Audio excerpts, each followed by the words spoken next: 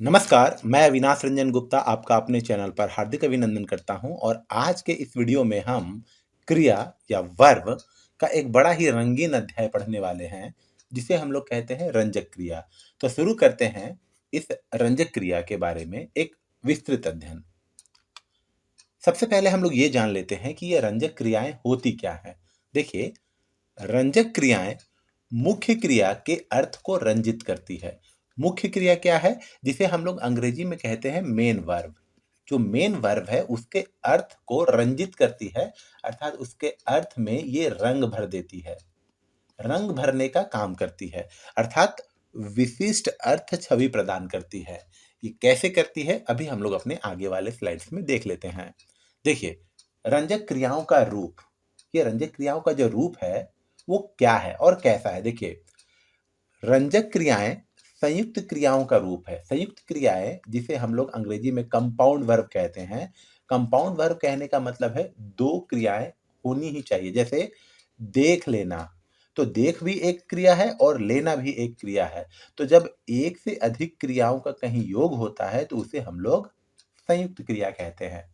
संयुक्त क्रिया दो क्रियाओं के मेल से अर्थात संयोग से बनती है, पर पहली क्रिया मुख्य अर्थ देती है। ये जो पहली क्रिया है देख, ये मुख्य अर्थ देती है और दूसरी क्रिया पहली क्रिया के अर्थ में रंग भरती है। ये जो लेना है दूसरी क्रिया, ये पहले मुख्य क्रिया के अर्थ में रंग भरती है, इसीलिए इसे रंजक क्रिया कहते हैं। एग्जाम्पल के तौर पर यहां देखिए, इसका अंजाम देख लेना।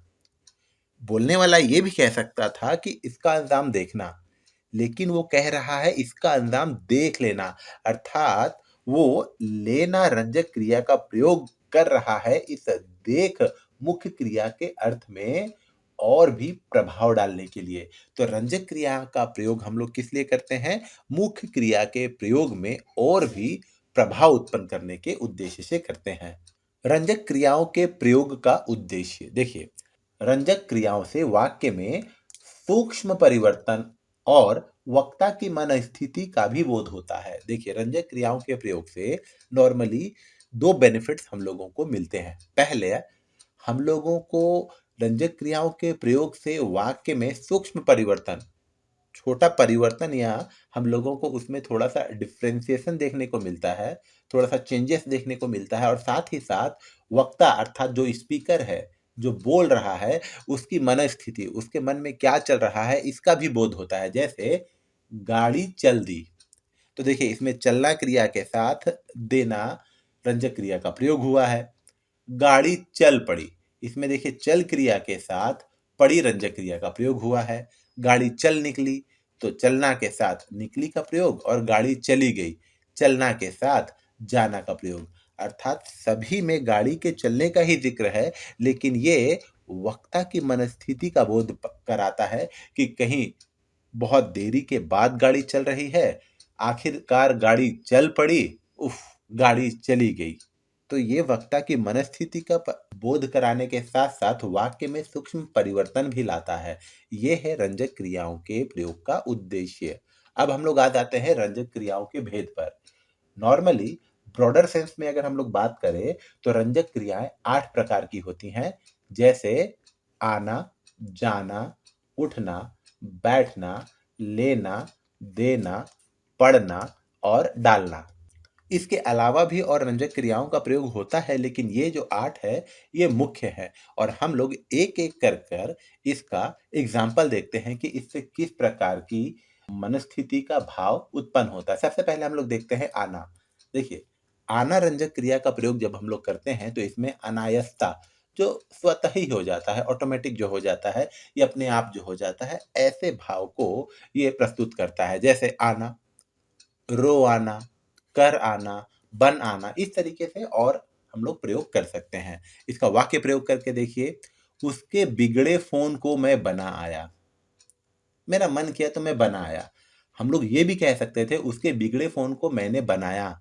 तो उसमें क्या होता ना, एक ही क्रिया होती, लेकिन जब मैं कह रहा हूँ बना आया, तो ये आया जो है, ये है रंजक क्रिया, बना जो है, ये है मुख्य क्रिया और ये रंजक क्रिया इस मुख्य क्रिया के अर्थ में थोड़ा प्रभाव डाल रही है। कि उसके बिगड़े फोन को मैं बना आया।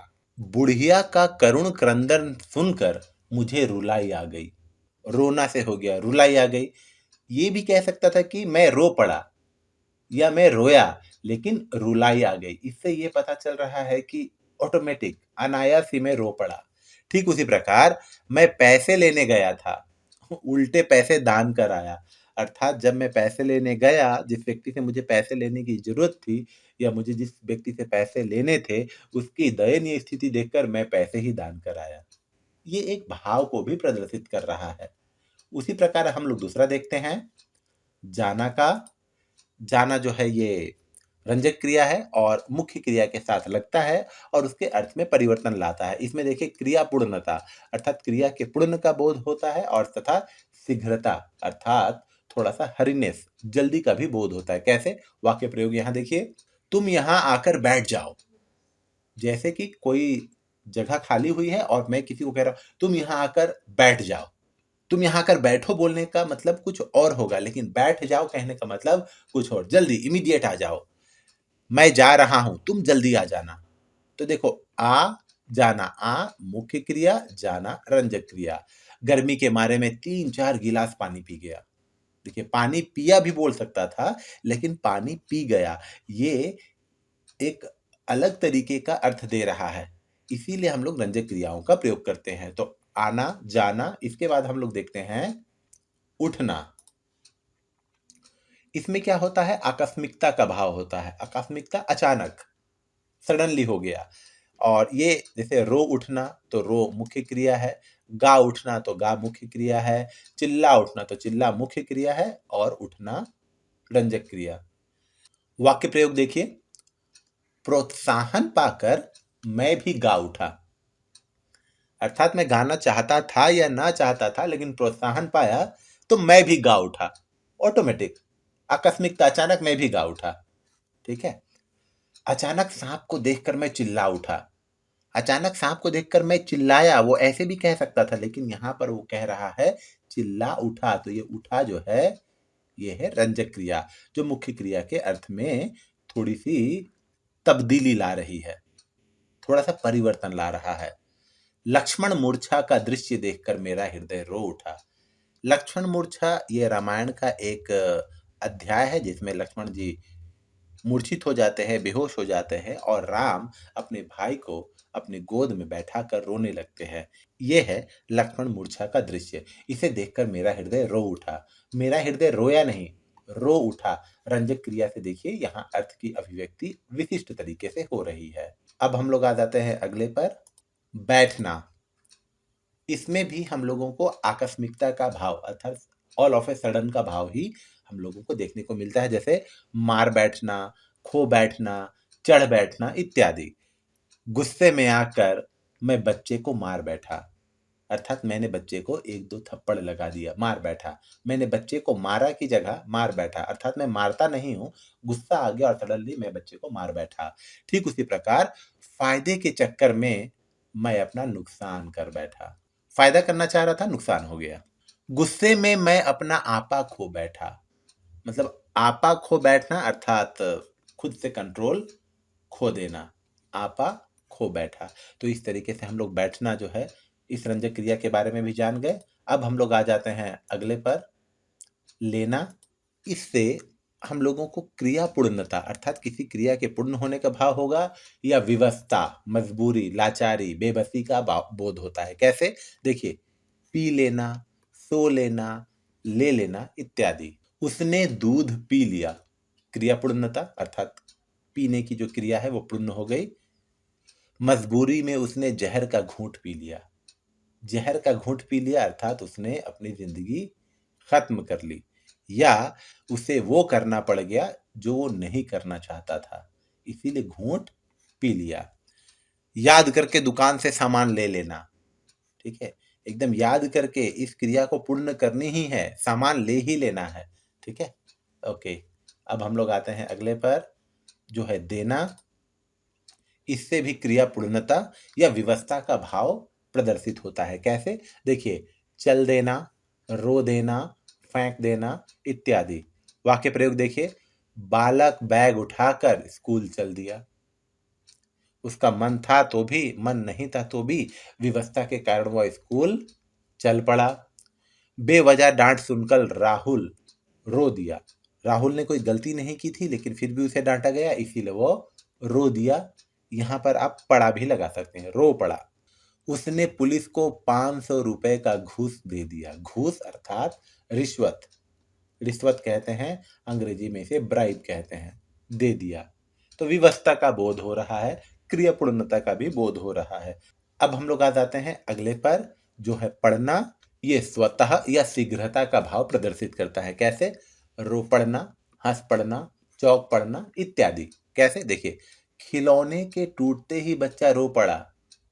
शीघ्रता का भाव, तुरंत जैसे ही खिलौना टूटा बच्चा रो पड़ा। तो देखिए, रो पड़ा।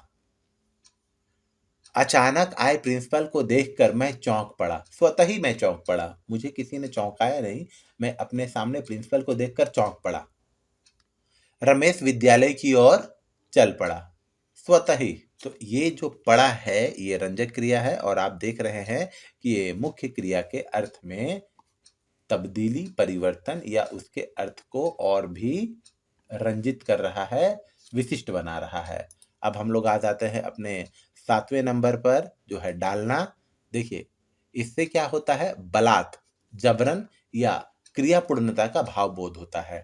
ठीक है, जैसे राम ने रावण को मार डाला। इसमें क्रियापूर्णता का भाव भी आ रहा है, मार डाला और जबरन मार डाला। रावण मरना नहीं चाहता था लेकिन राम ने उन्हें मार दिया। तो राम ने रावण को मार डाला। मारा भी हो सकता था लेकिन मार डाला से जो अर्थ की अभिव्यक्ति हो रही है वो मारा से नहीं हो पाती, इसीलिए रंजक क्रिया का प्रयोग यहाँ किया गया है। ठीक उसी प्रकार गुस्सैल जनता ने सरकारी वाहन जला डाले। यहाँ ये भी कहा जा सकता था सरकारी वाहन जलाए, लेकिन गुस्सैल जनता ने सरकारी वाहन जला डाले। गुस्सैल अर्थात गुस्साई, एंग्री, एंग्री पब्लिक। ठीक है, वाहन, सरकारी वाहन जला डाले। ठीक है, अर्थ की अभिव्यक्ति सटीक हो रही है। रमेश ने पेड़ के सारे फल तोड़ डाले। अर्थात रमेश एक दो फल नहीं तोड़ा, ठीक है, उसने सारे फल तोड़ डाले, अर्थात उसने बहुत अच्छा काम किया, सारे के सारे फल तोड़ डाले। तो इस तरीके से हम लोग देखते हैं ये जो डालना रंजक क्रिया है वो अर्थ में, मुख्य क्रिया के अर्थ में विशिष्ट परिवर्तन ला रहा है। ओके, तो इस तरीके से हम लोगों ने 8 रंजक क्रियाओं के बारे में अध्ययन कर लिया। अब रंजक क्रिया से जुड़ी एक विशिष्ट बात जिस पर हम लोग चर्चा करेंगे और वो है कि निषेधात्मक वाक्यों में मुख्य क्रिया के साथ रंजक क्रिया का प्रयोग नहीं होता। निषेधात्मक कहने का मतलब होता है नेगेटिव सेंटेंस। जो नेगेटिव सेंटेंसेस होते हैं उन नेगेटिव सेंटेंसेस में मुख्य क्रिया जो मेन वर्ब है उसके साथ रंजक क्रिया का प्रयोग नहीं होता। जैसे उसे भूख लगाई, ठीक है, ये रंजक क्रिया का प्रयोग हुआ है, लेकिन उसे भूख नहीं लगाई ऐसा नहीं कह सकते। उसे भूख नहीं लगी, तो ये जो नहीं है ये निषेधात्मक अर्थ की सृष्टि कर रहा है, इसीलिए निषेधात्मक वाक्यों के साथ आप रंजक क्रिया का प्रयोग नहीं कर सकते। मोहन चिल्ला उठा, तो देखिए चिल्ला उठा, मोहन नहीं चिल्लाया, तो ये जो है ये रंजक क्रिया का प्रयोग इसमें नहीं हुआ है, क्योंकि देखिए इसमें एक ही क्रिया है। सुरेश ने काम कर दिया, ठीक है, कर दिया, लेकिन सुरेश ने काम नहीं किया, तो यहाँ देखिए किया, सिर्फ एक क्रिया आ रही है, रंजक क्रिया का प्रयोग यहाँ नहीं हो रहा है। तो इस तरीके से आपको ये बात पर भी विशेष ध्यान रखना है कि निषेधात्मक वाक्य होते हैं तो उसमें रंजक क्रिया का प्रयोग नहीं होता। इसी के साथ हम लोगों ने रंजक क्रिया पर एक विशिष्ट अध्ययन किया। उम्मीद करता हूँ आपको मेरा ये वीडियो जरूर अच्छा लगा होगा। हम लोग फिर मिलते हैं किसी अगले वीडियो में, तब तक के लिए धन्यवाद।